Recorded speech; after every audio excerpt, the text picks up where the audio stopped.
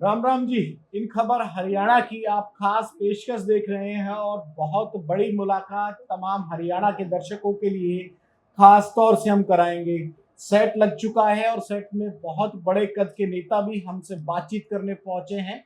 और इन खबर पर जब बातचीत होगी तो तमाम मुद्दों पर बातचीत होगी, गहरी बात होगी, अंदर की बात होगी। अंदाजा शक्ल आप पहचान चुके होंगे। वरिष्ठ लीडर हैं, 4 बार के विधायक हैं, कांग्रेस के प्रदेश अध्यक्ष पीसीसी चीफ उदयवान जी। उदयवान जी, आपका बहुत बहुत स्वागत है इन खबर के इस खास शो में, खास एपिसोड में।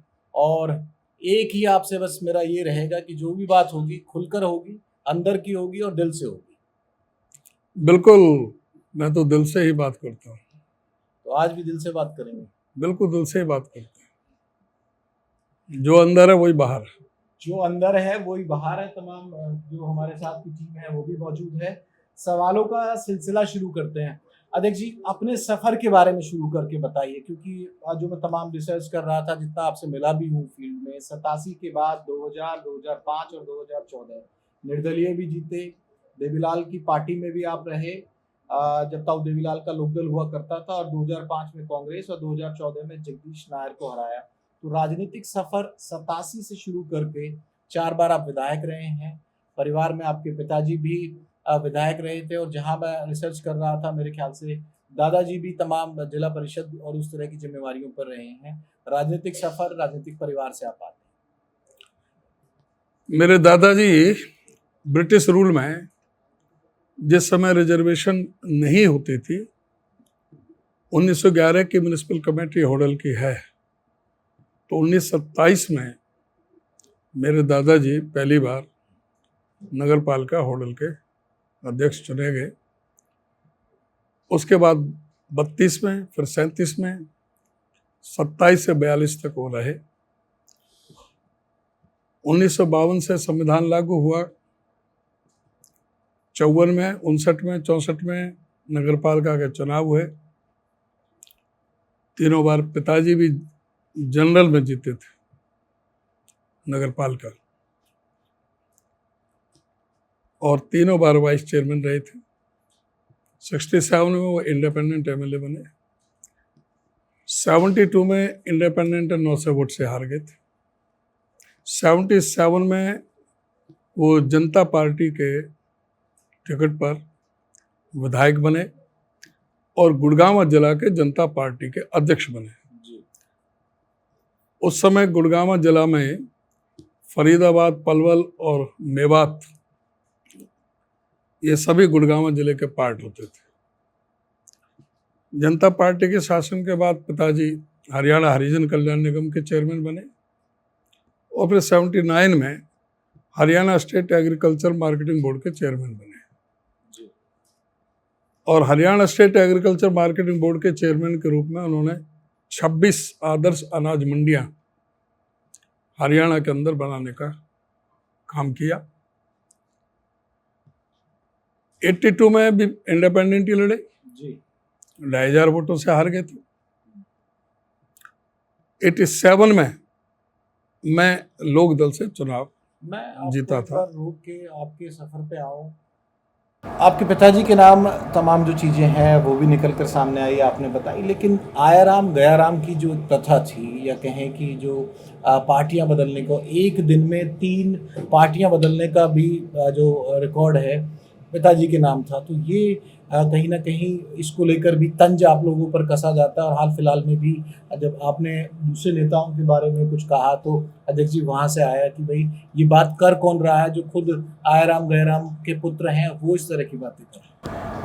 ये वो लोग हैं जिनको ज्ञान नहीं है, जिनको पता ही नहीं है इसकी क्या पृष्ठभूमि है, क्या है क्या नहीं है। पहली बात तो 67 में पिताजी इंडिपेंडेंट एमएलए बने थे, किसी पार्टी से नहीं थे। उस समय कांग्रेस पार्टी और राव बिरेंद्र जी की विशाल हरियाणा पार्टी थी जी। तो उस समय 2 एमएलए की जरूरत थी कांग्रेस पार्टी को सरकार बनाने की। तो क्योंकि कांग्रेस पार्टी में पंडित भगवत दयाल शर्मा ने पिताजी का टिकट कटवाया था,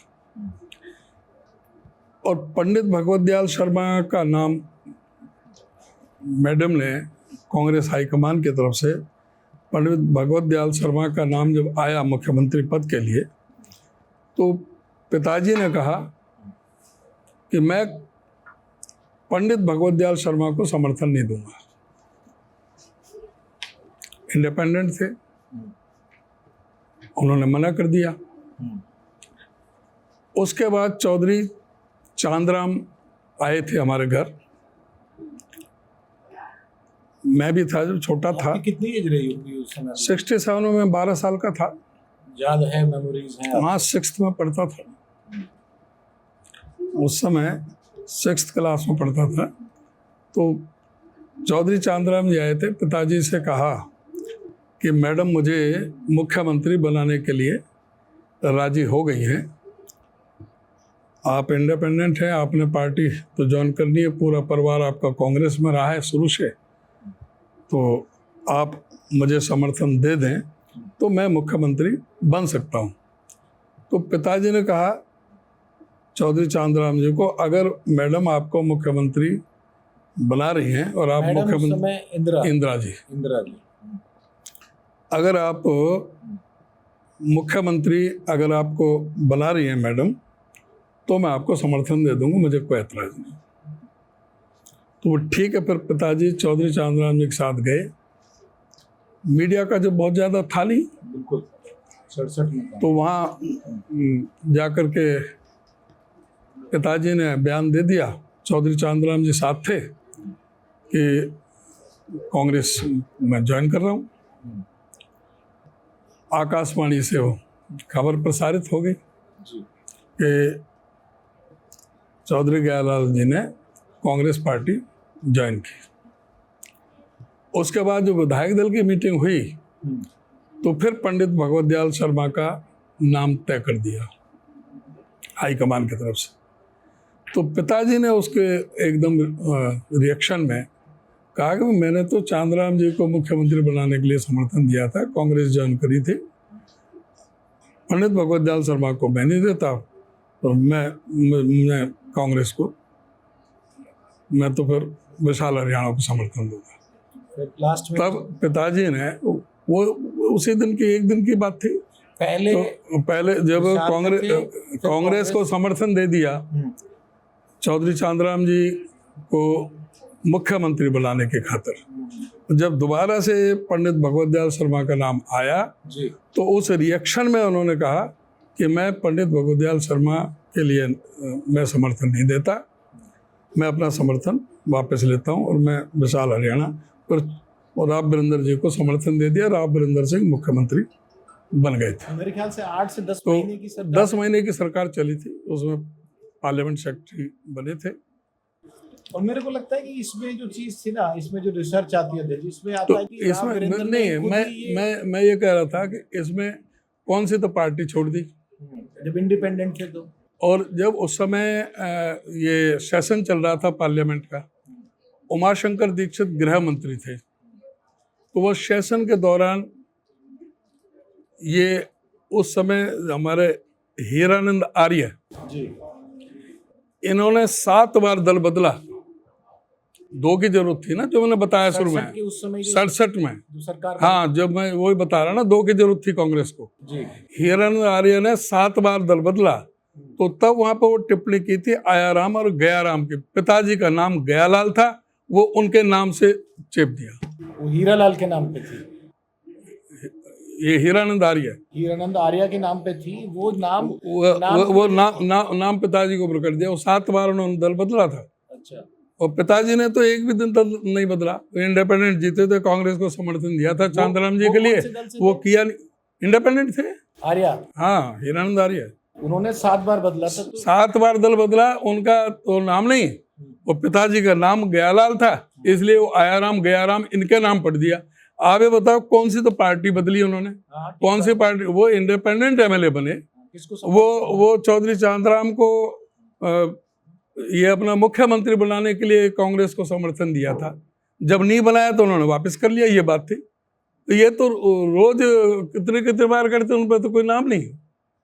ये दल बदल है। नहीं नहीं, बिल्कुल जो मेरी समझ में आया और मुझे लगा दर्शकों तक तो पहुंचना भी चाहिए, इसको अलग से चलाएं कि कई बार जो है ना मीडिया कर्मियों को भी नहीं पता, हाँ वो नाम के ऊपर घात चल रही है, वो चल रहा है उनके नाम से आयाराम गयाराम। आयाराम गयाराम तो वो था जो आते रहे जाते रहे, ये तो गए नहीं ना आए। इंडिपेंडेंट जीते थे, जी एक दिन के लिए गए थे, जब वो जिसके लिए गए थे वो नहीं हुआ तो फिर उन्होंने विड्रॉ कर लिया। उसमें किसी का क्या कर लिया। मिसपरसेप्शन ये बन कहाँ से गई?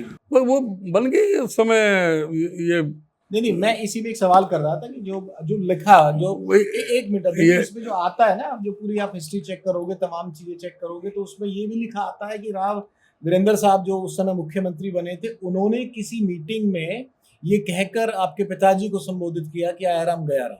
नहीं, ये आता है हिस्ट्री में? नहीं, ये सब कहीं भी नहीं कहा। जो कोई ऐसे अपने आप को बनाने से ऐसे थोड़ी कोई हो जाता है। इसलिए कहते हैं उनको अगर जो राव वीरेंद्र सिंह को मुख्यमंत्री बनने के लिए भगवत दयाल शर्मा से एलर्जी रखते थे, वो नहीं चाहते थे कि भगवत दयाल शर्मा मुख्यमंत्री बने, उन्होंने राव वीरेंद्र को सपोर्ट कर दिया। उसमें क्या गलत कर दिया? इंडिपेंडेंट एमएलए अपने दम पे जीत के आए थे। कांग्रेस पार्टी और उनके विशाल हरियाणा पार्टी के उम्मीदवारों को हरा करके आए थे। ये बात अब पहली बार मुझे लगता है कि इतनी लंबी आपने जो समझाई होगी, ये वादा है कि मैं पहले भी एक आध बार और भी किसी ने पूछा, मैंने बताया, लेकिन वो चीज को आते नहीं। और अभी कहा वो 67 के बाद अभी भी उस चीज को घुमा फिरा करके उनके नाम को बदनाम करने के लिए वो मजबूत आदमी थे। दोबारा भी इंडिपेंडेंट लड़े तो 900 वोट से हारे, 26,500 से वो जनता पार्टी जीते। चौधरी चांदराम जब जनता पार्टी के प्रदेश के अध्यक्ष थे, पिताजी जिले के अध्यक्ष थे, जब उनको टिकट मिला। ये मैं पूरा चलाऊंगा और उनके सफर को लेके जो बातचीत है, मैं ये आपसे वादा करता हूं अध्यक्ष जी कि अगर मैंने इतना लंबा सवाल पूछा और आपने एक्सप्लेन किया तो पूरा चलेगा और तो मैंने कहा है कि पूरी तरह से स्पष्टता से लोगों को पता लगना चाहिए। आप लेते रहिए। 87 से अभी शुरू करते हैं। 87 में आप ताऊ देवीलाल के साथ हुआ करते थे, वो सफर कैसा शुरू हुआ? और उसी में मैं ये भी आपसे जोड़ना चाहूंगा, उस समय की जो देवीलाल की जो राजनीति थी, अब उनके जो पोते हैं परपोते हैं, उस राजनीति में क्या फर्क है, और अपने सफर से आप शुरू कीजिए। 84 में पिताजी ने लोकदल ज्वाइन किया था जी, चौधरी चरण सिंह जी की पार्टी लोकदल।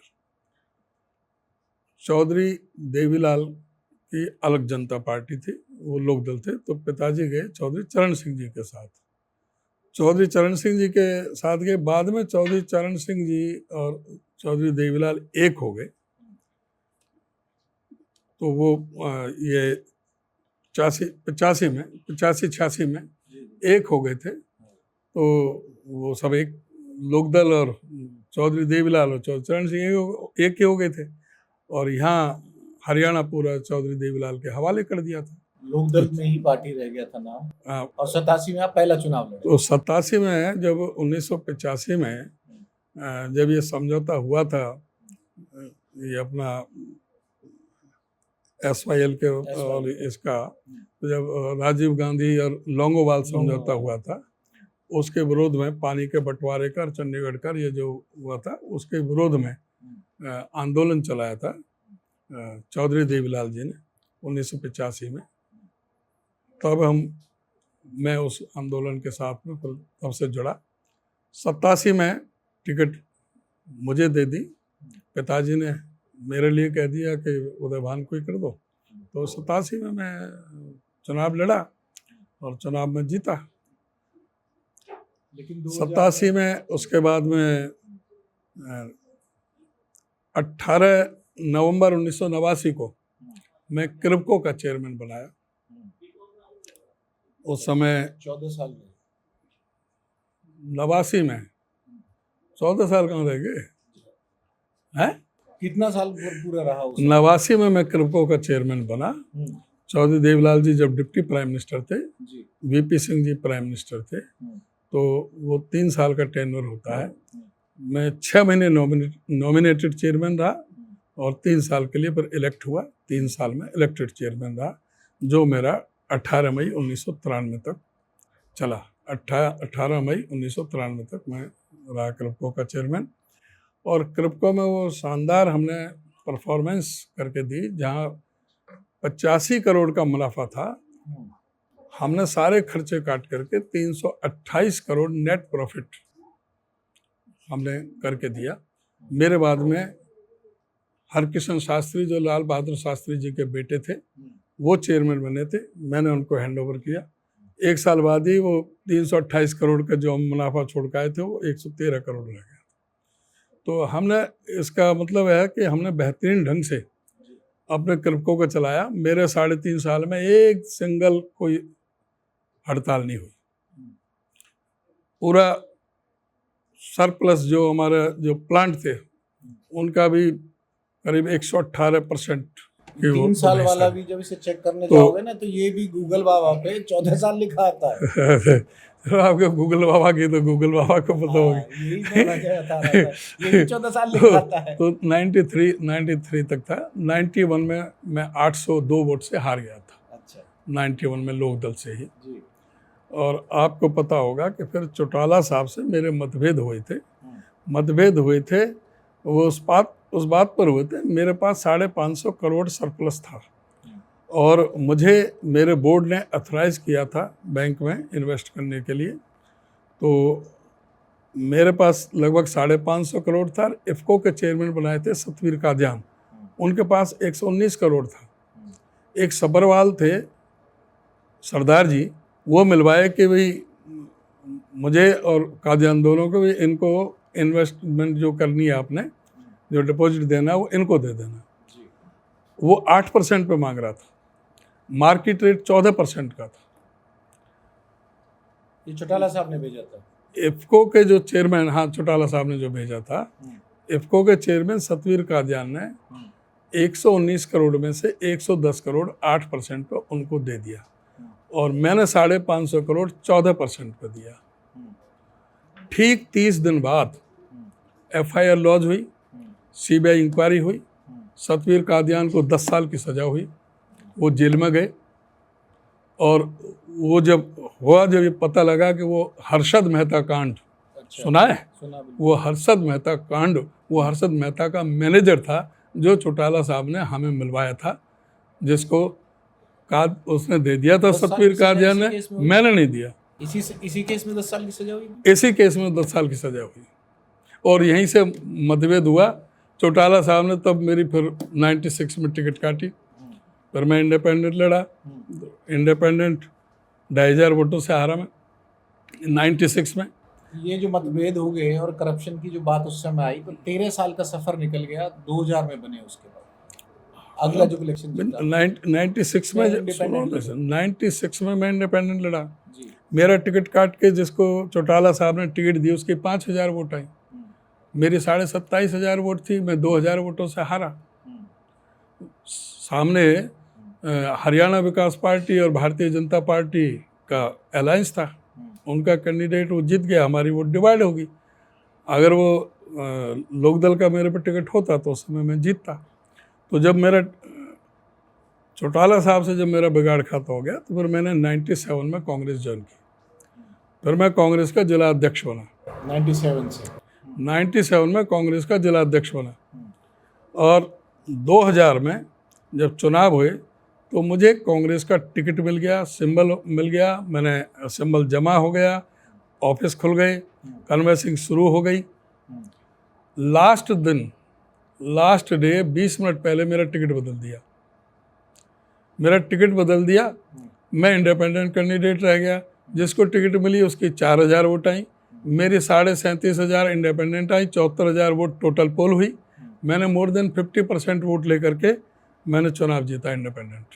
फिर 2005, 9, 14, 19 में कांग्रेस की टिकट पर लड़ा। लेकिन एक राइवलरी इस दौर में भी चली आ रही है कि एक बार जगदीश नायर जी का नंबर आता है, एक बार उदयभान जी का नंबर आता है। तो ये जो होडल विधानसभा है, पिछले, अगर मैं सही हूँ आप मुझे करेक्ट कर देना, 2009 से लेके 19 तक 3 चुनाव शायद ये हो चुके हैं कि टर्म चेंज होती जा रही है। और जगदीश नायर कई दलों से लोकदल भी गए, लोकदल के बाद भाजपा में भी ज्वाइन किया उन्होंने, और अब भाजपा से ही विधायक। ये जो राइवलरी है वो चली आ रही है खास तौर से। ठीक है, वो 6 चुनाव हम आमने सामने लड़े हैं और उससे पहले 2 चुनाव मैंने लड़े। मैंने 8 चुनाव लड़ लिए, उसने 6 लड़े। 6 चुनाव में 3 बार वो जीता है, 3 बार मैं जीता हूँ। कारण कई होते हैं उसमें। मुकाबला बराबरी का चल रहा है। मुकाबला बराबरी क्या, कोई सामने वाला ठीक आदमी हो तो वो असल में ये कैमरे के अच्छा नहीं लगता कैमरे पे बताने के लिए कि जिस तरह की उसकी मेंटेलिटी है, जेब में कप रखना, गिलास रखना, सर के ऊपर जूती रख लेना, नीचे बैठ जाना। ये एक बार इलेक्शन में भैंस की पूंछ के बाल उखाड़ लिए और उसको अखबार में लपेट लिया और जाकर प्रचार कर दिया। उदय भान ने हमारे उसके एक बाबा जी की संत की, मंदिर के संत की दाढ़ी उखाड़ ली। तो इस तरह के 2009 में तो इस तरह के कई होते हैं। अब ये 75 पार का नारा, सारा मीडिया 75 पार का नारा लगा ही रहा था और सारा जो बीजेपी, और 21 तारीख को वोट पड़नी थी, 18 तारीख को एबीपी पे और इस पे आज तक पे दिखा रहे हैं कि भाई एग्जिट पोल नहीं था, ओपिनियन पोल। अपने ओपिनियन बनाते हैं लोगों में कि बीजेपी के 78 से 83 सीटें आ रही हैं, कांग्रेस की 3 से 5 आ रही हैं। ऐसा बना दिया माहौल कि 78 से 83 आ रही हैं बीजेपी की, कांग्रेस की 3 से 5। तो जो फ्लोटिंग वोट है उन पर असर पड़ता है कि सरकार बीजेपी की आ रही है। सारा मीडिया चला रहा है 78 से 83 बोल रहे हैं। अगर जो 78 से 83 नहीं आएंगे तो 70 आ जाएंगे, 65 आ जाएंगे, 60 आ जाएंगे, 55 आ जाएंगे। सरकार तो बीजेपी की बन रही है, तो राज में साझा कर लो।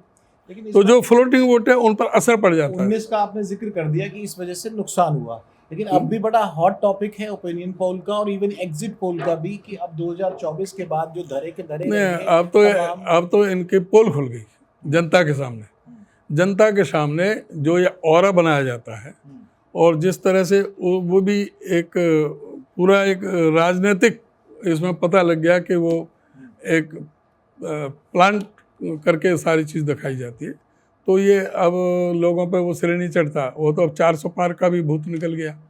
अब 400 पार का दिया था एग्जिट पोल में, तो वो 400 से भी ऊपर दिखाई दिया उन्होंने। तो जो क्या हुआ सबके सामने बताने के। हरियाणा में कितना असर पड़ा, क्योंकि सीट तो आप लोगों का अच्छा 19 में पड़ा था, अब नहीं पड़ा। इस वाले इलेक्शन अब नहीं पड़ा। अब तो ये तो कांग्रेस को कोई 1 दे रहा था, कोई 2 दे रहा था।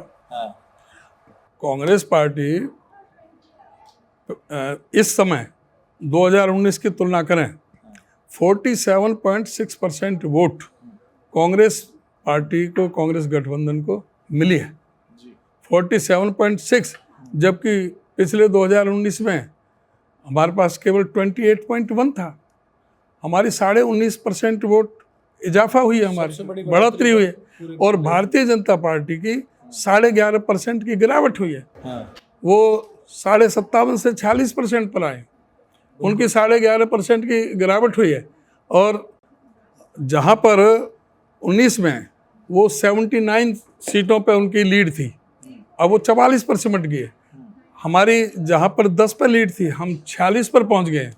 और पिछले 2019 के लोकसभा चुनाव में 90 के 90 विधानसभाओं में 90 के 90 विधानसभाओं में कांग्रेस का वोट प्रतिशत बढ़ा है। बिल्कुल बड़ा है। और ये भी कहा गया कि पूरी तरह से जो आप लोगों ने कहा भी और ये नजर भी आया कि कांग्रेस की सबसे बड़ी बढ़ोतरी हुई है।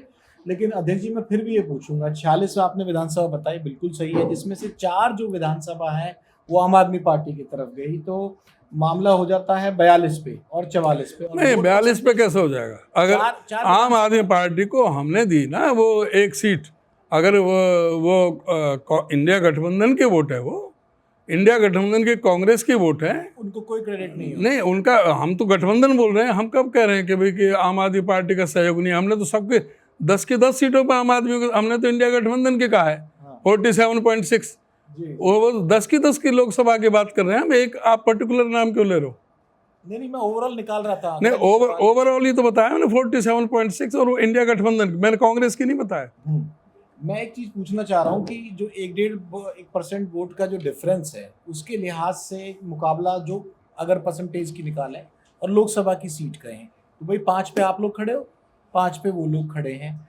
फिर आप लोगों को अभी से क्यों लगने लगा कि 2024? अभी आपको बताएं, जब हमारे 28% वोट थी कंपैरिजन में और बीजेपी की 57% वोट थी, 29% का मार्जिन था, तब इनकी 40 सीटें आई, हमारी 31 सीटें आई।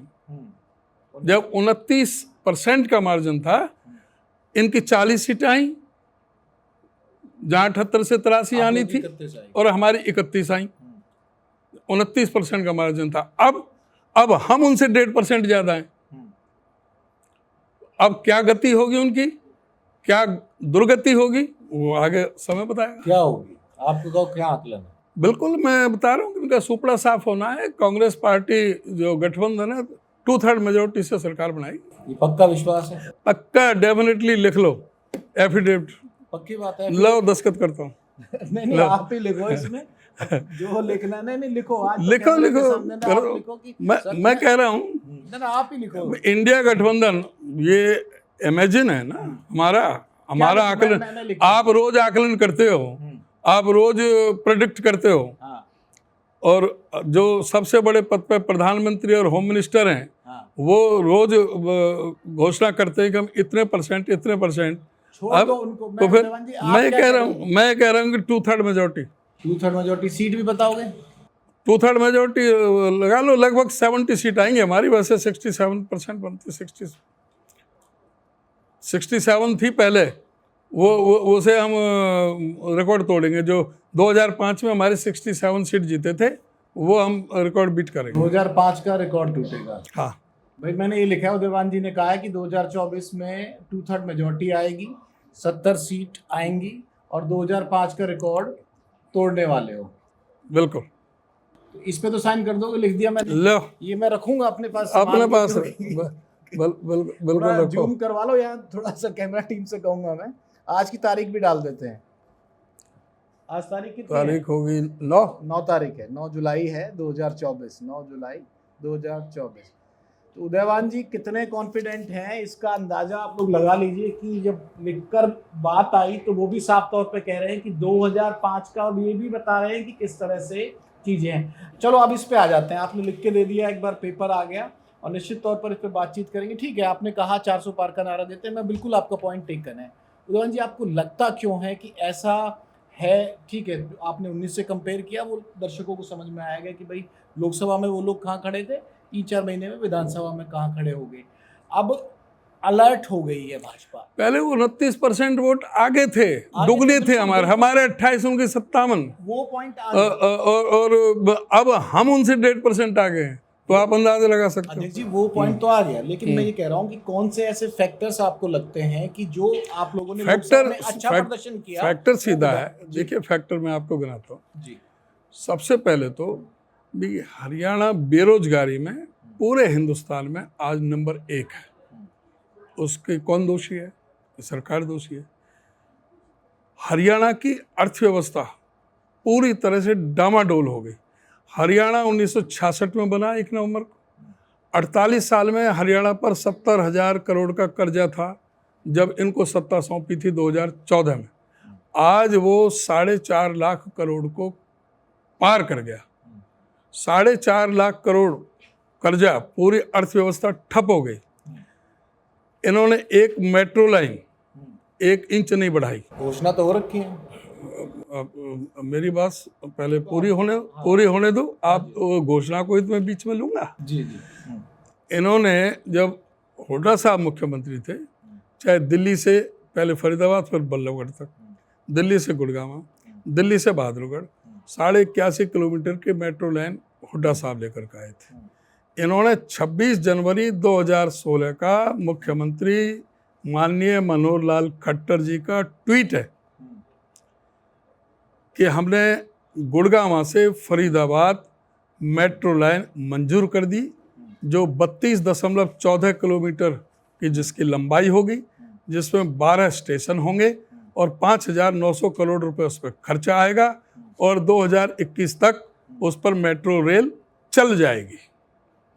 ये 2016 जनवरी का ट्वीट है मुख्यमंत्री का। घोषणा 2015 की है। तत्कालीन मुख्यमंत्री माननीय मनोहर लाल खट्टर जी का।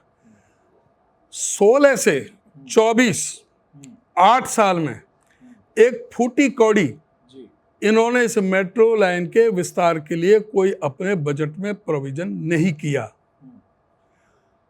और अभी 25 जून 2023 को जब ये यहाँ पर आए पृथला हलके में गतपुरी के पास, वहाँ आकर के घोषणा कर गए कि बल्लभगढ़ से पलवल मेट्रो मंजूर और वो 24 किलोमीटर होगी, उसमें 8 स्टेशन होंगे और उस पर 180 करोड़ प्रति किलोमीटर के हिसाब से उस पर वो खर्चा आएगा। वो घोषणा कर दी जी। अरे बाबा, जो तुमने 8 साल पहले की घोषणा है वो कूड़ेदान में फेंक दी। और ये भी जो सिर्फ अब 23 में घोषणा कर रहे हो, 24 में चुनाव होने, लेकिन आज तक भी बताएं अभी तक क्या इन्होंने इस दिशा में गुड़गामा से फरीदाबाद और फरीदाबाद से बल्लभगढ़ से पलवल, इस दिशा में कोई भी सकारात्मक कदम कोई उठाया है? कोई एक पैसे का भी इन्होंने कोई बजट में प्रोविजन किया है? जो उत्तर प्रदेश के मुख्यमंत्री योगी जी महाराज, वो 3 से पीछे बने मुख्यमंत्री, वो तो 22 में बने, 22 में बने।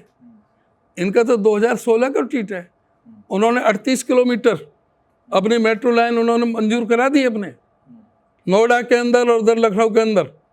इन पे एक पिलर इन पे नहीं बना और ये बात कर रहे हैं। हुड्डा साहब जो मुख्यमंत्री थे, 4 बड़े बिजली के कारखाने लगाए 43,000 करोड़ रुपए खर्च करके, 5400 मेगावाट के। इनको 2000 मेगावाट बिजली सरप्लस दी। अगस्त 2008 में 25 साल के लिए अदानी पावर से समझौता किया कि 2 रुपये 92 पैसे प्रति यूनिट के हिसाब से निर्बाध रूप से निरंतर लगातार इतनी ही इसी रेट में अगस्त 2033 तक 1424 मेगावाट प्रतिदिन के हिसाब से बिजली हरियाणा को सप्लाई करेगा अदानी पावर। और 2000 मेगावाट उस समय सरप्लस बिजली थी हरियाणा में जो हुड्डा साहब ने इनको दी थी। आज 2000 मेगावाट का कमी है हरियाणा के अंदर। अच्छा, दूसरा वो मैं अभी पूरी बात होने दो, मैं सारी बात जब आप पूछोगे आप मुझे मौका दोगे सारी बात मैं बताऊंगा। मैंने कहा कि अदानी पावर से समझौता हुआ था 1424 मेगावाट प्रतिदिन, 2 रुपये 92 पैसे प्रति यूनिट के हिसाब से लगातार 25 साल तक देना है। अदानी के सामने इन्होंने सरेंडर कर दिया। जो 1424 मेगावाट का था वो तो 1200 मेगावाट कर दिया। 224 मेगावाट बिजली सरेंडर, नहीं बनाने की तो बात छोड़ो, 224 मेगावाट बिजली सरेंडर कर दी। और जो 2 रुपये 92 पैसे का था वो 3 रुपये 28 पैसे कर दिया। कई हजार करोड़ रुपए इन्होंने अदानी को प्लेट में गिफ्ट करके दे दिए। 1144 करोड़ का तो नुकसान वही है केवल जो कैबिनेट की मीटिंग बुला करके इन्होंने दी जब अदानी ने पूरे हरियाणा प्रदेश की बिजली रोक दी थी। सारे कारखाने त्राही त्राही मच गई थी, कारखाने बंद हो गए थे और गांवों में और शहरों में बिजली कई घंटे के कट लग गए थे। 1144 करोड़ का तो वो नुकसान हुआ था। बजाय अदानी के खिलाफ मुकदमा दर्ज करने के, उस पर मुकदमा दायर करने के, उसके खिलाफ एक्शन लेने के, इन्होंने पूरे तरह से नतमस्तक हो गए अदानी के सामने। ये हालत है इनकी बिजली की। कोई बिजली का कोई किया नहीं, कोई बड़ी कोई इंटरनेशनल कोई लेवल का कोई इन्होंने कोई यूनिवर्सिटी लेकर आए नहीं, मेडिकल कॉलेज लेकर आए। अब एम्स का सेंटर भी हुड्डा साहब लेकर आए। 6 नई रेल की लाइन मंजूर कराई तो हुड्डा साहब ने करवाई थी वहाँ। इनका क्या रोल? कोई बड़ा कोई प्रोजेक्ट ये हरियाणा में लेकर के आए। इन्होंने ड्रामा किया था गुड़गामा के अंदर कि हम बाहर से निवेश लेकर के आएंगे, निवेश लेकर के आएंगे। और इन्होंने बाहर से विदेशों से यहाँ लीला होटल में आकर के सारे ठहराए थे। 6,19,000 करोड़ का निवेश की बात करी थी इन्होंने और कहा था कि 429 जो बड़े उद्योग यहाँ पर लगेंगे। टाइम फिश झूठ का गोला, जीरो। 6,19,000 करोड़ कह रहे थे कि जिसमें 2 लाख नौकरी तो सीधी लगेंगी। इनसे पूछो कि वो 6,19,000 करोड़ का निवेश कहाँ है। आज हरियाणा प्रदेश पूरे देश के अंदर 2% निवेश हरियाणा में आया है। तो पूरी तरह से निवेश के रूप में पूरी तरह 33 बार पर्चे लीक हुए। हमारे नौजवानों के साथ कितना बड़ा धोखा है। वो तो नेशनल 33 बार पर्चे लीक हुए हैं। नीट का भी लीक नहीं, नीट का तो सेंट्रल गवर्नमेंट का है, उनके भी 70 बार पर्चे लीक हुए हैं, लेकिन हरियाणा में 33 बार पर्चे लीक हुए हैं। हर एक का, चाहे वो कांस्टेबल की भर्ती हो, चाहे सब इंस्पेक्टर की भर्ती हो, चाहे फूड एंड सप्लाई के इंस्पेक्टर की भर्ती हो, एक्साइज टैक्सेशन के इंस्पेक्टर की भर्ती हो, चाहे HCS की भर्ती हो, चाहे ये कोई भर्ती ऐसी नहीं छोड़ी है कि जो इन पर लीक ना हुई हो। और सब में जिस तरह से वो पेपर पेस्ट कर दिए, वही क्वेश्चन दोबारा से जो आ रहे हैं, इन्होंने किस तरह से HPSC के डिप्टी सेक्रेटरी को करोड़ों रुपए रिश्वत के साथ में रेड हैंडेड पकड़ा गया था, और किस तरह से इनका स्टाफ सिलेक्शन कमीशन का चेयरमैन और उनके 8 अधिकारी सस्पेंड होने पड़े थे, किस तरह से बोलियां लग रही थी। नौजवानों के साथ धोखा है। और ये क्या है, ये हरियाणा कौशल रोजगार निगम, ना मेरिट है किसी तरह की, ना कोई रिजर्वेशन है। ट्रांसपेरेंसी कहाँ है? वो ट्रांसपेरेंसी किस तरह की ट्रांसपेरेंसी है? क्या है दावा? क्या जिसको चाहते हैं एजेंट बिठा रखे, मंत्रियों को यहाँ और विधायकों की जिसकी पर्ची चली जाती है उसको लगा लेते हैं। ना तो कोई पे स्केल है, ना कोई किसी तरह से उस कौशल विकास रोजगार निगम में कोई ना पक्की नौकरी है, ना कोई पे स्केल है। जब चाहे कान पकड़ के बाहर निकाल दो। उनकी कोई नहीं है किसी भी तरह की कि जो उनको कर दें। कोई रिजर्वेशन नहीं। ये तो रिजर्वेशन पॉलिसी के खिलाफ भी एक बहुत बड़ा है। और ये सरकार खुद ठेकेदार बन गई। ये कॉन्ट्रैक्ट पे ये नौकरियां दे रहे हैं। और क्या हालत बना दिया शिक्षा विभाग की। 4800 स्कूल इन्होंने मर्ज कर दिए, 498 स्कूल बंद कर दिए। फिर भी 25,192 पद खाली हैं। आज भी 1047 स्कूल ऐसे हैं जहां पर लड़कों के लिए टॉयलेट नहीं है। 538 स्कूल ऐसे हैं जहां पर लड़कियों के लिए टॉयलेट नहीं है। तो ये सारे फैक्टर जोड़ लें तो गुस्सा सरकार के खिलाफ है। सरकार के खिलाफ तो गुस्सा है, इसीलिए तो गुस्से का इनको बताना पड़ेगा सारे लोगों को। ये सारे इन्होंने केवल GDP का 6% एजुकेशन पर लगना चाहिए, जो 2% लगाया इन्होंने, और उसमें भी 10,676 करोड़ इन्होंने सरेंडर कर दिया, उल्टा कर दिया। आज 8,240 तो स्कूल के कमरों की जरूरत है। कहीं अध्यापक नहीं है, स्कूल नहीं है। इन स्कूलों में किनके पढ़ते हैं? इस प्रदेश के गरीब, दलित, पीड़ित, शोषित, उपेक्षित, सर्वहारा वर्ग के, वंचित समाज के, पिछड़े समाज के, किसान के वो बच्चे पढ़ते हैं जिनके माँ बाप सामर्थ्य नहीं रखते अपने बच्चों को स्कूल में, प्राइवेट स्कूल में पढ़ाने का।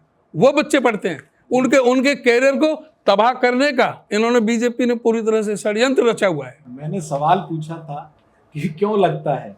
अब उदयवान जी ने कम से कम मुझे लगता है कि 5 मिनट तो बोला होगा। तो भाई बहुत कुछ है बोलने के लिए। अगर मैं 1-1.5 घंटा भी अगर बैठा रहूँ, उदयवान जी अगर 1-1.5 घंटा हम बैठे रहे तो अब सरकार की जो कमियां हैं उजागर कर सकते हैं 1.5 घंटे तक लगातार। वो अब फ्री टाइम है, आपका जितना समय उतना लो। हाँ वही मैं कह रहा हूँ। करीब स्वाति है हमारी टीम मेंबर, कभी 15 मिनट तो बोल गए होंगे। तो सवाल लेना, आप पूछो। हाँ स्वाति कुछ सवाल लेना चाह रही हो? नमस्कार सर। नमस्कार। कांग्रेस की तरफ से जो है लगातार बोला जाता है बीजेपी जो वो विफल सरकार है, किसी चीज में ढंग से काम नहीं करे इन्होंने, ठीक है। और जो बीजेपी है, जबकि उनका कहना ये है कि जो हुड्डा साहब है वो शुरू तक कहते हैं भाई हम किसानी खेती खातर सब आगे बढ़ कर रहे हैं, बच्चे खातर जो खेल रहे वाले बालक हैं उन खातर हम आगे बढ़ कर हमेशा काम करे हैं। तो जो बीजेपी सरकार है उनका एक कहना है कि जो हुड्डा साहब है उन्होंने अपने टाइम में तो 2-2 रुपए के चेक काटे थे, उस टाइम पे खिलाड़ी इतनी नौकरी नहीं दी गई जितनी की हम देने लग रहे। इस बात के कहना चाहोगे? देखिए बिल्कुल, अब ये बात का आप खुद निर्णय लें कि बीजेपी की सरकार विफल सरकार है या नहीं है। हुड्डा साहब के समय में तो DSP तक भर्ती हुए थे। पदक लाओ पद पाओ की नीति थी, और हुड्डा साहब ने सबको, और इन्होंने किस तरह से बेटी बचाओ बेटी पढ़ाओ का नारा देने वालों ने हमारे महिला पहलवानों के साथ, क्या उनका कसूर था? उनको क्यों जंतर मंतर पर बैठना पड़ा? किस तरह से उनको अपमानित होना पड़ा अपने लिए FIR कराने के लिए? और उस दोषी पर कोई कार्रवाई इन्होंने की? विफल सरकार के तो मैंने सारे अभी बताए कई जो उदाहरण जो दिए हैं। ये अग्निवीर योजना, प्रधानमंत्री और इनके हरियाणा सरकार अग्निवीर योजना के नाम से वोट क्यों नहीं मांगती? किस तरह से हमारे युवाओं के साथ और फौज के साथ धोखा देने का काम किया। ये पॉइंट तो क्या तो अध्यक्ष जी आ गए, लेकिन जो सवाल था ना कि ये बीजेपी वाले कहते हैं कि भाई जिसके आप हितैषी बनते हो, पर सवाल आ जाए, सवाल यही है कि भाई हितैषी बनते हो, आपके समय जो मुआवजा था वो कम मिलता था, इन्होंने DSP वगैरह पुलिस में तो नहीं लगाए, कह रहे कि बाकी योग्यता के हिसाब से हम नौकरी देते हैं। इन्होंने कोई योग्यता के हिसाब से कोई नौकरी नहीं दी। सारे जो खिलाड़ी हैं वो पूरी तरह से परेशान है। आप निकाल के देख लो कि कितने खिलाड़ियों को इन्होंने नौकरी दी। जो मुआवजा की बात कर रहे हैं आप, ये मुआवजा की बात कर रहे हैं। जब कांग्रेस की सरकार थी तो सबसे ज़्यादा मुआवजा कांग्रेस सरकार ने दिया। इनके टाइम में बहुत ज़्यादा बाढ़ का, सूखा का, इतने प्राकृतिक वो आए हैं इनके, इसमें कोई शक नहीं। आज भी इन्होंने 487 करोड़ का मुआवजा रोक रखा है किसानों का। और जहाँ तक आप कह रहे हो ना 2-2 रुपया के चेक, ये तो वो है, वो क्या बोलते हैं, वो एक वो बना रखा है वो शैली, ये 2-2 रुपया के चेक देते थे। जो मुआवजा बनता था किसी का भी, में छपा था उस जो आता था ना मुआवजा, जैसे कोई शामला देकर जमीन है, उसमें गांव में 500 घरों का वह है, उसमें शामलात दे में, उसमें जो 4 एकड़ 10 एकड़ ज़मीन है, उसका जो मुआवजा बटेगा वो 500 लोगों पे बटेगा। तो जो मुआवजा आएगा वो उसमें उस रेशो में जाएगा। लेकिन ये बताना चाहिए ना कि प्रति एकड़ कितना था मुआवजा और तुम कितना एकड़ दे रहे हो, तुम कितना दे रहे हो। मुआवजे का वो बताओ कि भाई तुम कितना मुआवजा दे रहे हो और कांग्रेस कितना मुआवजा दे रही है। के हिसाब से इस समय कितना है कांग्रेस के समय ना? 10,000 का जो ना वो जो मुआवजा था उस समय, अब तो 10 साल हो गए, अब इस समय तो 25-30 हज़ार से कम तो होना ही नहीं चाहिए। एक जो पूरी जो चीजें थी, चाहे कहें कि कई चीजों पे सवाल थे, अब बीजेपी ने एक स्ट्रेटेजी ये अपनाई कि भाई 2024 के चुनाव से पहले उन लोगों ने सीएम फेस बदल दिया। अब नायाब साहब के जो काम करने का तरीका है वो मनोहर लाल के साहब के काम करने से तरीका अलग है। इन खबर पर हमने डिटेल में एक रिपोर्ट भी बनाई थी। 5 से 6 ऐसे बड़े फैसले हुए जिसको लेके मनोहर लाल साहब के समय में जो तत्कालीन मुख्यमंत्री थे थोड़े रिजिड से, वो फैसले वापस नहीं लिए गए। सरपंचों की बात कर लीजिए, पीपी की बात कर लीजिए, इनकम को खुद वेरीफाई करने की बात कर लीजिए, और बिजली का जो अभी इन्होंने कहा कि सरचार्जेस वाला, तो 4-5 फैसलों के जरिए अब ये दिखाने की और ये लगातार कोशिश की जा रही है कि दोनों मुख्यमंत्रियों की कार्यशैली अलग है। उन्होंने अपने दरवाजे खोल दिए, नायब साहब कहते हैं कि मंजी बिछा देंगे, और उस हिसाब से लोगों से डायरेक्ट मिलना भी शुरू कर दिया। इस सब का 24 के चुनाव में कितना फर्क पड़ा? ये सिर्फ लोगों को धोखा देने का, इनका जो जुमलेबाजी का जो इनका रहा है सिस्टम शुरू से, वो है इसका। अब मैं इनकी एक एक करके पोल खोलता हूँ। परिवार पहचान पत्र और प्रॉपर्टी आईडी की, ये अगस्त 2020 में लागू हुआ था और अब 2024 चल रहा है, 4 साल, 3 महीने बाद चुनाव है।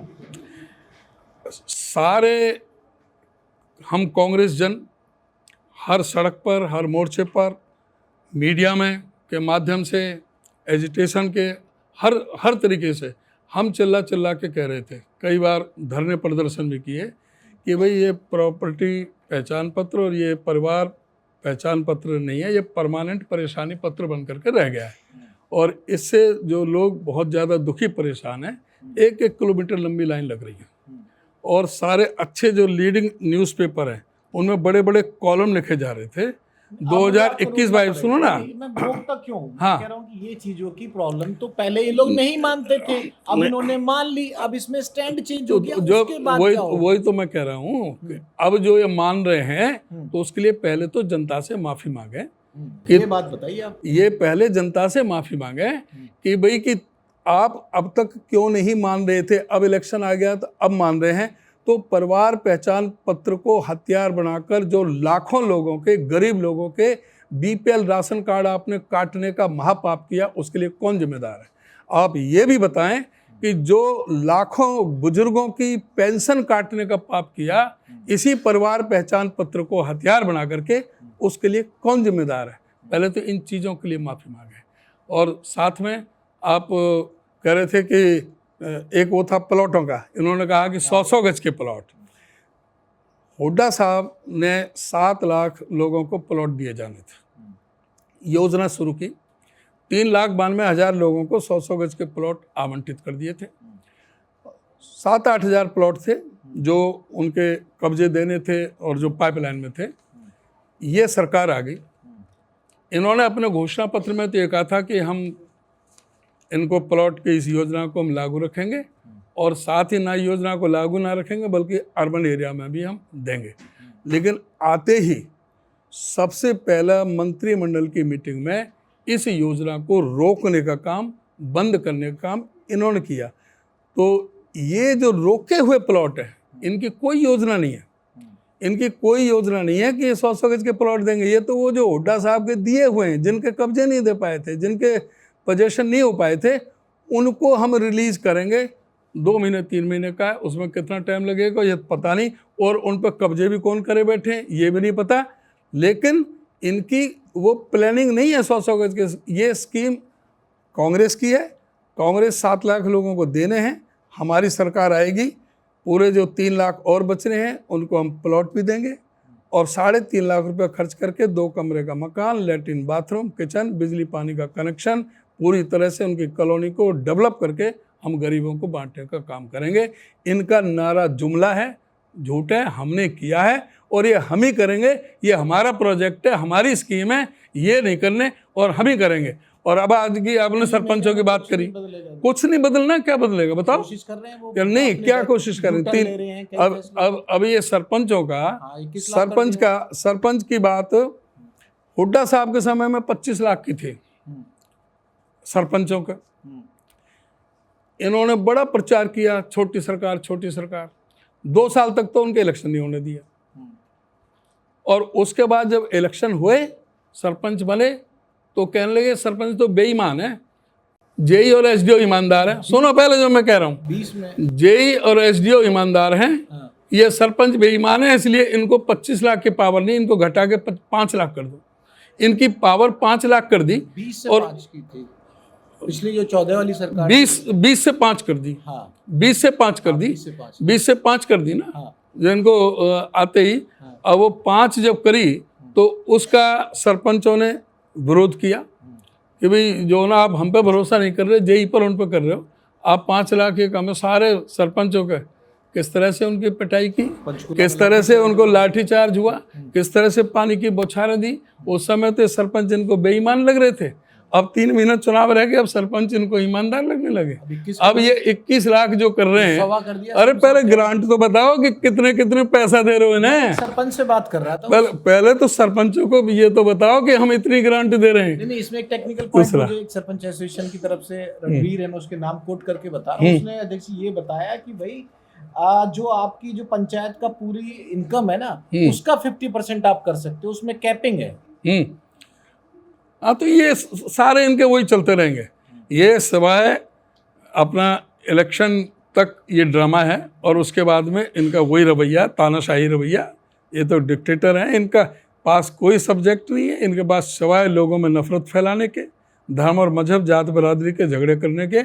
इनका कोई प्लान नहीं है डेवलपमेंट का, कोई भी किसी तरह का कोई नहीं। अब 1-2 सवाल आपको लेके ले लेते हैं भाई। अप्रैल 2022 में जब अध्यक्ष बने, उसके बाद संगठन नहीं है। हालांकि कांग्रेस वाले लोगों से अगर बातचीत करो तो हंसी मजाक में, तो आपके ध्यान से सुनना, बहुत मजाक में कह देते हैं कि अगर संगठन बना लिया तो सीट कम आएंगी, संगठन नहीं बना रहा। मैं किसी को कोट नहीं कर रहा, मेरी किससे बात हुई कांग्रेस में। तो अब ये बताइए, संगठन जाएगा या संगठन के बिना ही आप? ऐसा है कि आप सबको भी मालूम है कि हरियाणा प्रदेश में कांग्रेस का संगठन पिछले 10.5 साल से नहीं है। और मुझे 2 साल हुए हैं अध्यक्ष बने। हमने 6 महीने के अंदर अंदर संगठन बना करके हमने जो अपने जो हमारे AIC जनरल सेक्रेटरी है उनको सौंपा। 3 बार हमारे प्रभारी बदल गए, इनको सौंपा, वहाँ भी कहा हमारी तरफ से कोई कमी नहीं है, लेकिन अभी प्रयास किए जा रहे हैं। अभी भी हमने मुद्दा उठाया है अपने हाईकमान के सामने। तो जिस दिन मीटिंग था उस दिन भी था कि उम्मीद है कि शायद किसी भी समय संगठन आ भी सकता है और नहीं तो फिर इलेक्शन के बाद आएगा। जहाँ तक है संगठन की कमी हमें क्यों महसूस नहीं हुई, इसलिए कि क्यों हम जनता के मुद्दों से जनता के साथ जुड़े रहे। हमने सारे जिलों में अपने प्रभारी नियुक्त कर रखे हैं, विधानसभा में प्रभारी नियुक्त कर रखे हैं, हमने पार्लियामेंट के प्रभारी नियुक्त कर रखे हैं। हमारे पूरी तरह से उनके माध्यम से हर कार्यकर्ता से हम जुड़े रहे हैं और पूरा हम घर घर कांग्रेस के माध्यम से हमने घर घर में कांग्रेस पार्टी के जो संकल्प हैं, जो हमारा इलेक्शन मैनिफेस्टो सेंटर का भी हमारा और अपना स्टेट के भी संकल्प हैं, वो उनको हमने पहुंचाने का काम किया है।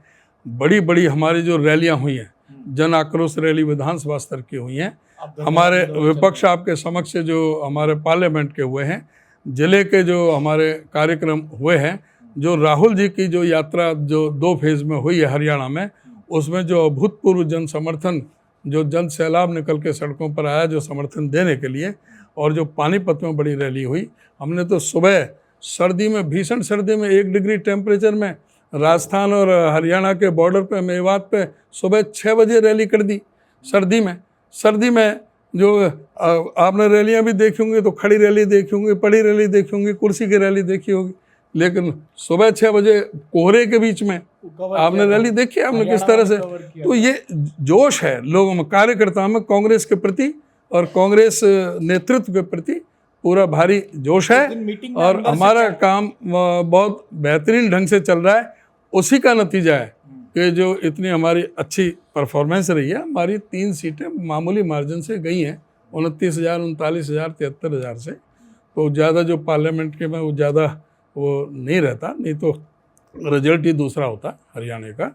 लेकिन ये अब जो है असेंबली में आप देखोगे कि बहुत बड़ा संदेश क्या दिया गया था? आपसी गुटबाजी को लेकर भी कई बार सवाल उठ जाते हैं, हालांकि एसआरके होता था, एसआरके में से अब के चले गए, कोई नहीं है गुटबाजी, ये भी मीडिया क्रिएशन है, कुछ भी नहीं है। नहीं, कोई भी देखिए, मतभेद हो सकते हैं, मनभेद नहीं है। सब जो कांग्रेस पार्टी के नेतृत्व के साथ हैं, जो खड़गे जी को, राहुल जी को, सोनिया जी को जो नेता मानते हैं, वो सब कांग्रेस जन एक है, और सब ने मिलकर के चुनाव में काम किया है, किसी तरह का कोई नहीं। और ये आप संगठन का, अगर संगठन नहीं होता कांग्रेस का, तो 42 x MLA, ex minister, x MP, मौजूदा MP, पूर्व केंद्रीय मंत्री हमारी पार्टी में शामिल नहीं होते। तो ये इस बात का संकेत है कि हरियाणा में कांग्रेस की जबरदस्त हवा चल रही है। बिल्कुल 42 आपने शामिल करें, हमने दिखाया, अभी मीडिया ने दिखाया, लेकिन उन लोगों ने भी तो बड़े बड़े चेहरे तोड़ लिए। नवीन जिंदल साहब तोड़ लिए, किरण चौधरी जी तोड़ लिए। तो वो नवीन जिंदल तो व्यापारी आदमी है, उसको ना तो पहले कांग्रेस में सक्रिय थे, ना वो बीजेपी में सक्रिय थे। बीजेपी के पास में कोई वहाँ पर कैंडिडेट नहीं था खड़ा करने के लिए, वो बिजनेसमैन है, उनको उन्होंने खड़ा कर दिया। वो पहले 10 साल कांग्रेस के MP रहे वहाँ से, तो वहाँ कांग्रेस से भी वो MP होने के नाते तो वो वहाँ उस इलाके से जुड़े हुए भी थे, उनके संपर्क भी थे। ठीक है, वो 29,000 वोटों से जीते, हमारा आम आदमी पार्टी का था। को लेके कह रही है शैलजा जी, प्लेटफॉर्म ऐसा तैयार कर दिया कि उनके जाने की राह तो आप लोगों ने तय कर दी थी बाहर जाने की। देखो, किरण जी के बारे में मैं केवल इतना कह सकता हूँ, उनके बारे में तो खुद हमारे माननीय पूर्व मुख्यमंत्री खट्टर जी ने स्पष्ट कर दिया कि इनका तो शरीर ही कांग्रेस में था, बल्कि आत्मा तो बीजेपी में थी। और किरण चौधरी ने अपने वक्तव्य में स्पष्ट कर दिया कि मेरे प्रेरणा स्रोत चौधरी बंसीलाल नहीं है, मेरे प्रेरणा स्रोत मनोहर लाल खट्टर जी हैं। वो मनोहर लाल खट्टर जी जिन्होंने चौधरी बंसीलाल की सरकार को गिराने के लिए, जब हबी पर बीजेपी की सरकार थी, मनोहर लाल खट्टर जी संगठन मंत्री थे। प्रधानमंत्री जो आज हैं हमारे, ये उस समय प्रभारी थे।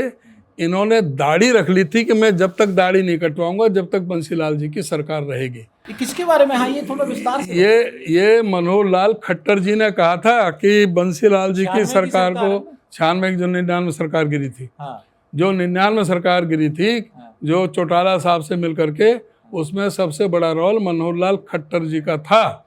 दाढ़ी मनोहर लाल खट्टर ने कह दी थी कि मैं दाढ़ी जब बनवाऊंगा जब बंसीलाल सरकार गिर जाएगी। 99 में कटवाई उन्होंने। हाँ, 99 में जब कटवाई, जब चौटाला साहब मुख्यमंत्री बन गए उन्हें हटा के, समझे। तो ये वो उनके प्रेरणा स्रोत रहे, उनके किरण चौधरी जी के। तो मैं उसके बारे में कुछ नहीं कहना चाहता।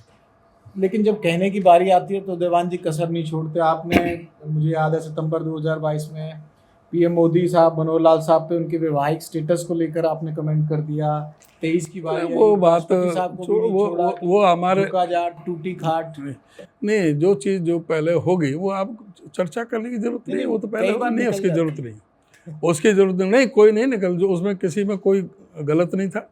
वो भी जो अपने पूर्व गवर्नर हैं सत्यपाल मलिक जी ने ये कमेंट किया था, जिसकी बात कर रहा हूँ, वो चीज़ मैंने कह दिया, वो बात स्पष्ट हो गई थी। और वो तो जो नीलू व्यास ने इंटरव्यू लिया था अपने उस न्यूज़ लॉन्चर पे, उस पर तो उसमें उन्होंने कहा था, मैं तो उनके हवाले से कहा था कि सत्यपाल मलिक जी ने जो कहा है ये सच, ये ठीक कहा है, तो वो थी बात। अब उसको अब चर्चा करने की अब कोई औचित्य नहीं है, ठीक है, तो बात खत्म हो गई। एक सवाल और समझा दीजिए कि जातिगत चीजें बड़ी मायने रखती हैं, ये कहा गया कि उन्होंने बहकाया और तमाम चीजें की। अध्यक्ष जी, मैं आपसे पूछना चाह रहा हूँ और बिल्कुल स्पष्ट पूछना चाह रहा हूँ कि ये लग रहा है कि भाई जो जाट हैं वो कांग्रेस के साथ हैं, जो नॉन जाट हैं और खास तौर से ओबीसी चेहरा इसलिए बीजेपी ने दिया है कि ओबीसी के 30% वोट करीब करीब हैं शायद हरियाणा में, आप मुझे करेक्ट कर दीजिएगा, तो ये फ्रिक्शन क्या 24 के इलेक्शन में नजर आएगा?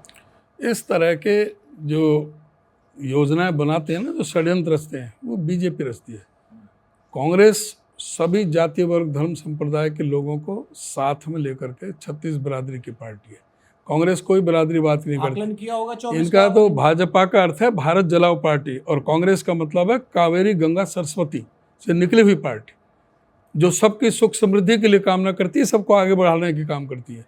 ये इनकी नीति है जिनके बारे में आप बात कर रहे हो। बीजेपी वाले ये हैं, इनका काम रहता है कि कहाँ पर कौन सा कार्ड खेलना चाहिए, कहाँ जाति का कार्ड खेलना चाहिए, कहाँ धर्म का कार्ड खेलना चाहिए, वो इनके काम है। ये अपने विकास की बात नहीं करेंगे, वहाँ पे तो ये सरेंडर कर जाते हैं सारे उन पूंजीपतियों के सामने। इनका तो पूरा जो, और एक इसी से जुड़ा हुआ है मुकाबला जो है कांग्रेस वर्सेस भाजपा ही रहेगा कि, क्योंकि इनेलो से अब अभय चौटाला साहब एक्टिव हो गए हैं, मायावती जी से उनकी मुलाकात हुई, थर्ड फ्रंट की बात हो रही है, वो भी तैयार हो सकता है, तो किस तरह का मुकाबला रहने वाला है 24 में?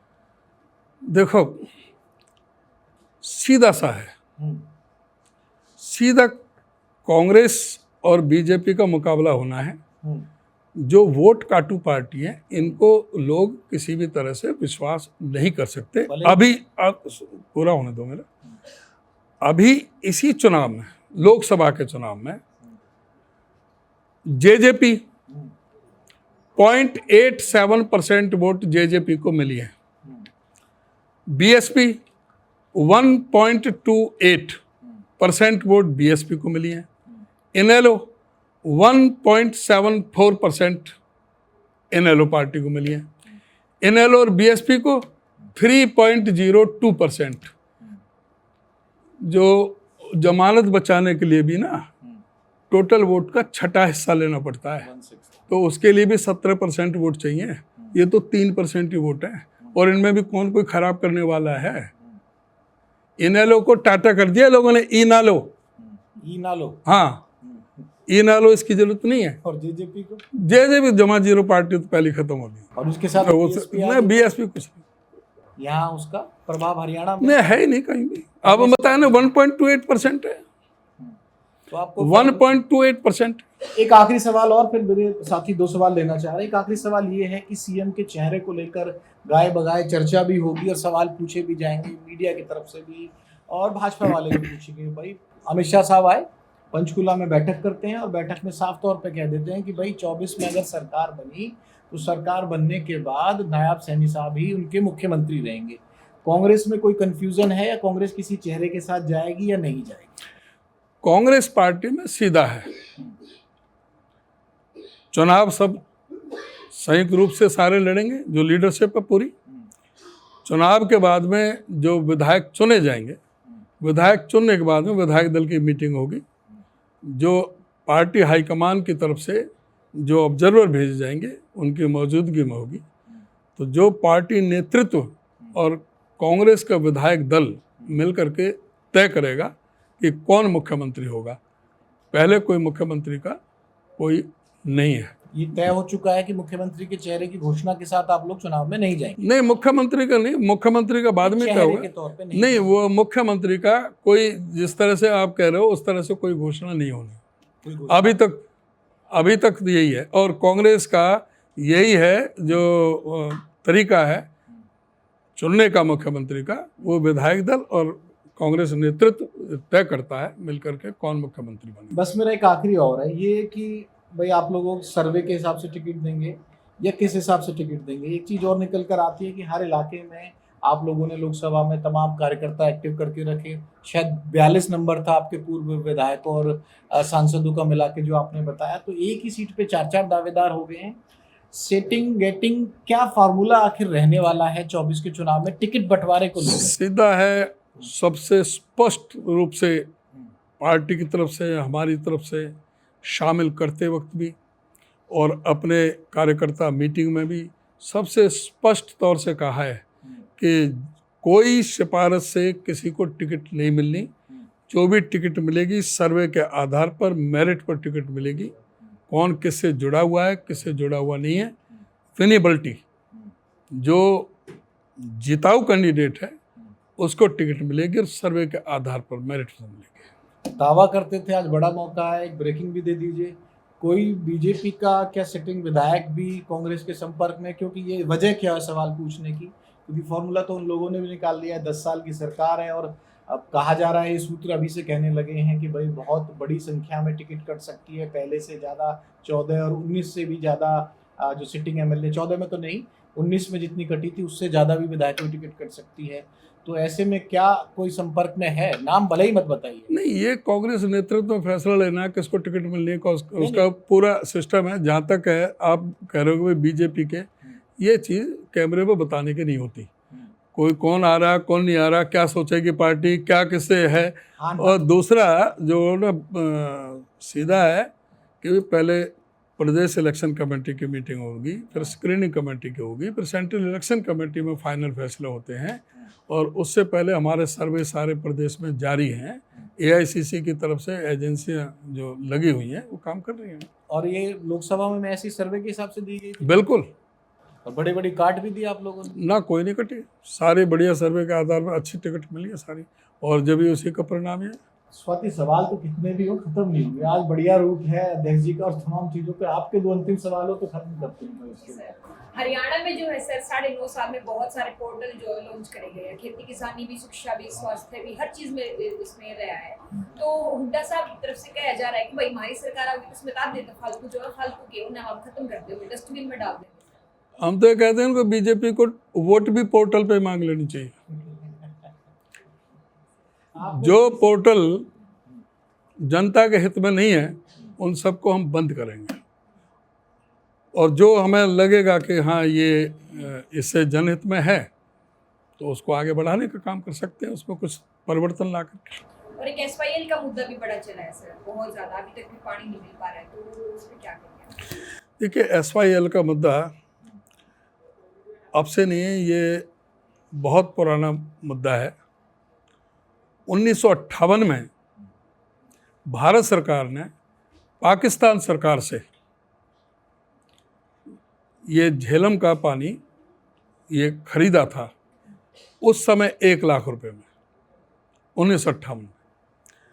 और वो पंजाब में जो ये हमारी हिंदी बेल्ट है हरियाणा वाली, इसके लिए मूलतः आवश्यकता थी। यहाँ पर सिंचाई के साधन नहीं थे, वहाँ तो सतलुज भी थी, व्यास और रावी का भी था, और ये झेलम का और उसका भी चनाव नदी का भी पानी आता था, उसको खरीदा था, वो इनके जरिए आता था यहाँ पर जो आना था। तो ये तब से चल रहा था। इस पर कई रिपोर्टें आई हैं, शाही कमीशन का, ईराडी ट्रिब्यूनल आया, इंदिरा जी के समय पे भी हुआ, फिर राजीव गांधी लोंगोवाल समझौता हुआ, ये काफ़ी ये चलता रहा। और उसके बाद में जब सरकार कांग्रेस पार्टी की आई थी 2005 में हुड्डा जी ने, तो इसको जल्दी इसका फैसला हो कि सुप्रीम कोर्ट को रेफ़र करने के लिए राष्ट्रपति के जरिए रेफ़र किया था इसको कि इस पर जल्दी इस पर फैसला हो। तो वो फैसला सुप्रीम कोर्ट का जो अंतिम फैसला था वो 2016 में आया था। 16 में सरकार इनकी बन चुकी थी बीजेपी की, 2014 में। और उस फैसले में कहा गया था कि ये जो SYL का जो पानी है, एक तो नहर की तुरंत इसकी खुदाई शुरू की जाए, और जो हरियाणा का जो दावा था वो उसमें हरियाणा के हक में पूरी तरह से मंजूर किया कि भाई इनका बिल्कुल सही है। पंजाब का वो खारिज कर दिया था, और उसको इम्प्लीमेंट कराने के लिए SYL को केंद्र सरकार की जिम्मेदारी लगाई थी कि केंद्र सरकार उसमें दखल दे करके, चाहे वो सेंट्रल की एजेंसी से, चाहे बॉर्डर रोड ऑर्गेनाइजेशन से, या CPWD से, या किसी और से, वो इस काम को पूरा करे। लेकिन सेंटर में बीजेपी की सरकार, स्टेट में बीजेपी की सरकार, इन्होंने उसके बावजूद भी, अब हमारे इस देश में सुप्रीम कोर्ट से बड़ी कोई अदालत नहीं। जब सुप्रीम कोर्ट में फैसला हो चुका और उसके बावजूद में इम्प्लीमेंट ये नहीं करा पाए, हमने कहा इनको, मनोहर लाल खट्टर जी से हम मिले थे हरियाणा निवास में, हमने कहा था कि प्रधानमंत्री जी से समय लो और हम ऑल पार्टी डेलीगेशन वहाँ जा कर के मिल कर के कहते हैं कि इसको इम्प्लीमेंट कराएं। उन्होंने कहा, लेकिन कोई भी मुलाकात का समय प्रधानमंत्री जी ने नहीं दिया, जिसमें हमको भी जाना था। तो ये पूरी तरह से SYL का, ये इनका, बीजेपी का ये फंसाया हुआ मामला है। समय तो ऐसा भी आया था जब आपकी कांग्रेस की पंजाब में भी, हरियाणा में भी और केंद्र में सरकार थी, भाई जब UPA सरकार रही थी उस समय, अगर मैं गलत तो नहीं हूँ तो आप मुझे करेक्ट कर दीजिए। नहीं, उस समय पंजाब सरकार ने, जब अमरिंदर थे, उन्होंने विधानसभा में सेशन बुला करके उसको एक मत से उस फैसले को रिजेक्ट कर दिया था। और SYL का, बल्कि ये अकाली दल वालों ने उसको पाट दिया था। अब उनकी वजह से तो उसमें सुप्रीम कोर्ट में गए। सुप्रीम कोर्ट का फैसला तो 16 में आया ना, फाइनल फैसला आ चुका है, इम्प्लीमेंटेशन की देरी, इम्प्लीमेंटेशन होना है, इम्प्लीमेंट होना है। 2016 से 8 साल से फैसला आया हुआ है। अब तो दोबारा भी फिर सुप्रीम कोर्ट ने फटकार लगाई है इनको, अभी पीछे तो दोबारा भी फटकार लगाई है। ये 2016 का फैसला है जो 8 साल हो गए इम्प्लीमेंट नहीं कर रहे। रिमाइंडर आया था गजेंद्र शेखावत के, वहाँ मनोहर लाल भी थे और ये अपना भगवत मान भी थे, मीटिंगें भी हुई हैं। उसका फैसला SYL का तो एक मुद्दा है जो राजनीतिक ही रहेगा, और पता नहीं उसका कब हल होगा। फिलहाल अध्यक्ष जी आपका बहुत बहुत शुक्रिया, और तमाम जो टीम के सदस्य थे, आप में से किसी का कोई सवाल हो तो आप पूछ सकते हैं। तमाम जो युवा साथी हमारे साथ जुड़े थे, और कहीं ना कहीं ये साथी मैं इसलिए कह रहा हूँ कि अभी जर्नलिज्म में आ रहे हैं और आगे बढ़ना चाहते हैं, इन्होंने भी बहुत लंबा सीखा। लेकिन एक बात तो स्वाति मैं तुम्हें बताऊंगा कि हमारी टीम मेंबर है, स्टार एंकर है हमारी, एक चीज़ जो निकल कर आई, मैं सच में सोच रहा था कि ये इंटरव्यू कितना लंबा हो सकता है, कितना लंबा हो सकता है। अध्यक्ष जी से बात की और 2-3 दिन हुए, और मुझे लगता है अगर मैं सही नहीं हूँ, मेरी कैमरामैन टीम भी कंफर्म कर देगी, हम 2:15 बजे के आसपास बैठे थे और 1 घंटे से ज़्यादा वक्त हो गया, और लगभग हर सवाल का आपने जवाब दिया। जो पीछे 1-2 कंट्रोवर्सी थी, ठीक है, उस पर दोबारा बात क्या करनी थी, उसके अलावा मुझे लगता है कि हर सवाल का स्वाति जवाब दिया है और बहुत शानदार तरीके से। और मैं ये भी कहूँ कि मेरा भी, जितने भी मैंने इंटरव्यूज़ किए हैं, कॉन्क्लेव्स वगैरह भी किए हैं, ये सबसे बड़ा और विस्तारित इंटरव्यू था, और कोई ऐसा टॉपिक आपने छोड़ा नहीं जिस पर आप बात करने के लिए तैयार नहीं थे। तो आप लोग आए हमारे न्यूज़ रूम में, बहुत बहुत शुक्रिया अध्यक्ष जी। मुलाकात होती रहेगी इन खबर पर, बड़े बड़े गेस्ट के साथ आपकी बातचीत कराते रहेंगे और अनफिल्टर बात करेंगे, अंदर की बात करेंगे, और ये समझने की कोशिश करेंगे कि 2024 की जो बिसात बीत चुकी है हरियाणा में, उसमें कौन किस तरह की चाल चलने वाला है। राम राम।